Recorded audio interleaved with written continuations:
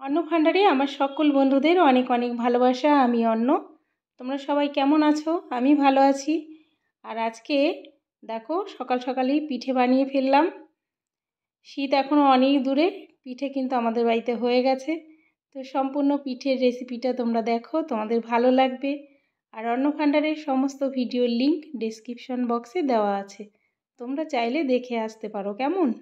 যে সকল বন্ধুরা আমার ভিডিও প্রতিদিন দেখো, আমার চ্যানেলটি এখনও সাবস্ক্রাইব করোনি, তোমরা আমার চ্যানেলটিকে সাবস্ক্রাইব করে আমার পাশে থেকো, আমাকে অনেক অনেক ভালোবাসা দিও। কেমন? দেখো আজকের এই পিঠের রেসিপিটা কত সহজেই বানানো যায়, আর খেতেও খুব ভালো লাগে। অনেকেই তো মিষ্টি পছন্দ করে না, তারা একটু ঝাল ঝাল হলেই খুব ভালোবাসে।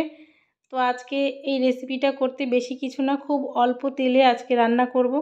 সব সময় বেশি তেল মশলা তো ভালো লাগে না, তোমরা জানো যে তেল মশলা বেশি খাওয়া ভালোও না।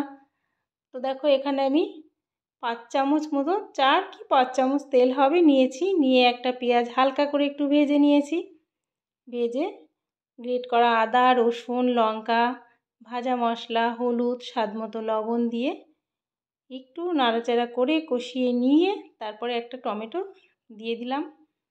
দিয়ে টমেটোটার সঙ্গে আবার মশলাটা ভালো করে কষিয়ে নিয়ে এই পর্যায়ে দিয়ে দিলাম কেটে রাখা আলু আর গাজর।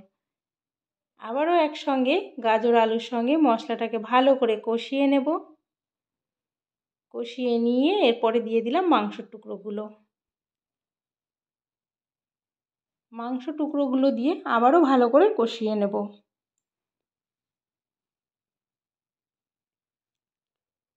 মাংসর টুকরোগুলো দিয়ে সব কিছু মশলার সঙ্গে ভালো করে মিশিয়ে আমি 10 মিনিটের জন্য গ্যাসের ফ্লেমটা কমিয়ে ঢেকে রাখবো।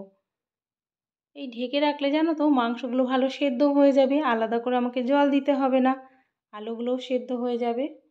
দেখো ঢেকে রেখেছিলাম, মাংসগুলো একদম নরম হয়ে গেছে আর আলু গাজরগুলোও সেদ্ধ হয়ে গেছে। দেখো পিঠের পুরটা কিন্তু আমার রেডি হয়ে গেল। তো এবার আমি প্লেটে নামিয়ে নিলাম। আর যারা নিরামিষ খাও তারা কিন্তু এই পেঁয়াজ আর রসুন আর চিকেনটা বাদ দিয়ে চিকেনের জায়গায় তোমরা সয়াবিন দিতে পারো। আর সবজি তোমরা বাঁধাকপি, বিট, গাজর এগুলোও দিতে পারো। সেক্ষেত্রেও কিন্তু খুবই ভালো লাগবে খেতে। আর সামান্য একটু ঘি অবশ্য করেই দেবে যদি নিরামিষ করো, খুবই ভালো লাগে খেতে। এটা নিরামিষ আমিষ দুটোই আমি বাড়িতে বানাই, খুবই ভালো লাগে। তো তোমরা একবারটি খেয়ে না দেখলে বুঝতে পারবে না।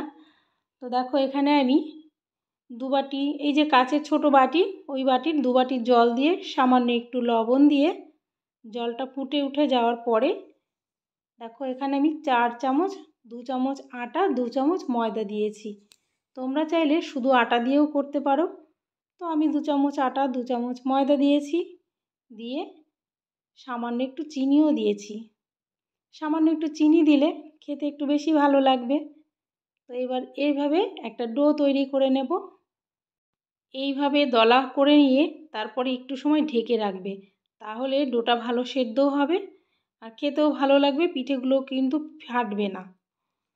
তো দেখো ডোটা আমার রেডি হয়ে গেছে, আমি ঢেকে দিলাম না, এমনিতেই করে নিয়েছি।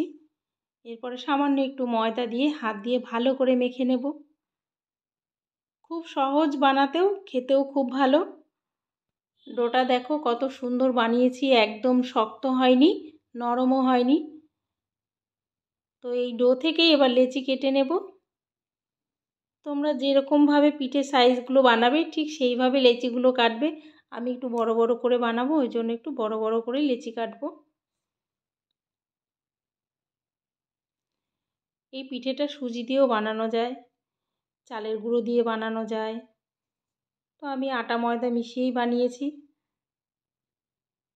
দেখো হাত দিয়ে যদি বানিয়ে নাও তাহলে এইভাবে একটু মোটা মোটা হয়ে যাবে, আর যদি বেলে বানাও সেটাও তোমাদের দেখাবো, দাঁড়াও এটা বানিয়ে দেখাচ্ছি আগে। এটা হাত দিয়ে বানিয়েছি, এটা তো অনেকটা পাতলা হয়নি। আর যদি তুমি বেলে নাও তাহলেও সুবিধা হয়। তো বেশি করে পুর ঠেসে দিয়েছি, খেতে ভালো লাগবে।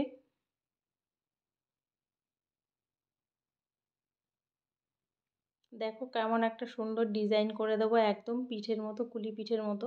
এটা পিঠেই বলতে পারো, ঝাল পিঠে, পিঠেই সব কিছু পিঠেরই সিস্টেমেই বানাচ্ছি। খেতেও ভালো লাগবে। পুলি পিঠে চিনি দিয়ে বানালে মিষ্টি হয়, আর এইভাবে বানালে ঝাল হয়। তো দেখো কত সুন্দর হয়েছে না? এবার একটা তোমাদের বেলে দেখাই। বেলে বানালে তাড়াতাড়ি হয়, আর হাতে করলে একটু দেরি হয়।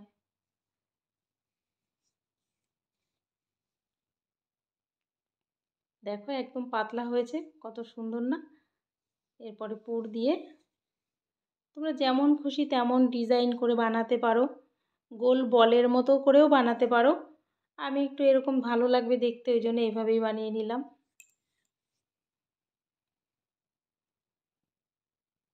এবার এই চাকুটা দিয়ে একটু কেটে দিই, দেখতে ভালো লাগবে, সমান হবে সেই জন্য।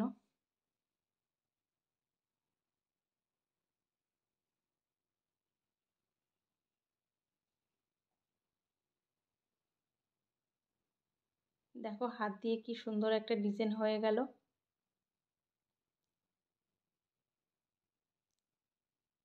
দেখো মনেই হবে না যে এটা হাতে তৈরি করা, মনে হবে যেন মেশিনে বানিয়েছো। দেখো এইভাবেই সবগুলো আমি পিঠে বানিয়ে নিয়েছি। এবারে কড়াতে জল বসিয়ে এই ঝাঁঝরি থালাটা বসিয়ে একটু ঘি ব্রাশ করে নিয়েছিলাম, মানে সরি বাটার ব্রাশ করে নিয়েছিলাম। তো এবার পিঠেগুলো এর উপরে দিয়ে দিলাম।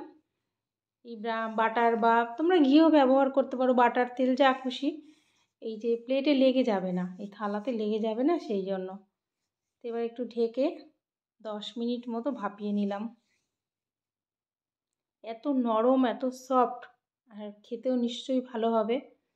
তো দেখো এবার নামিয়ে এভাবে তোমরা সস দিয়েও খেতে পারো। তো আমি হালকা একটু ফ্রাই করে নেব। সামান্য একটু তেল দিয়ে একটু পেঁয়াজ, একটা পেঁয়াজ, 1 চামচ গ্রেট করা রসুনও দিয়ে দেব, আর 3-4টে কাঁচা লঙ্কা কুচিয়ে রেখেছি, 3-4টে কাঁচা লঙ্কা কুচোনো দিয়ে একটু নেড়ে চেড়ে এরপরে একে একে পিঠেগুলো দিয়ে দেবো। তোমরা কমেন্ট করে জানাবে এই রেসিপিটা তোমাদের কেমন লাগলো, আর তোমরাও বাড়িতে এইভাবে বানিয়ে খাবে কেমন। দেখে মনে হতে পারে যে বানানো অনেক ঝামেলা, কিন্তু একদমই নয়। যে কোনো একটা পুর বানিয়ে নাও, সেটা ভেজ হতে পারে, চিকেন হতে পারে। তারপর একটা ডো বানিয়ে এইভাবে একটু ভাপিয়ে নেবে, তারপরে সামান্য একটু সময়, আর এটা ফ্রাই করতে তো বেশি সময় লাগেনি, অল্প সময়তেই হয়ে গেছে। দেখো আমি আজকে সস দিয়েই খাবো, তোমরা এখানে চাটনি বানিয়ে খেতে পারো। তো কেমন লাগলো কমেন্ট করে অবশ্যই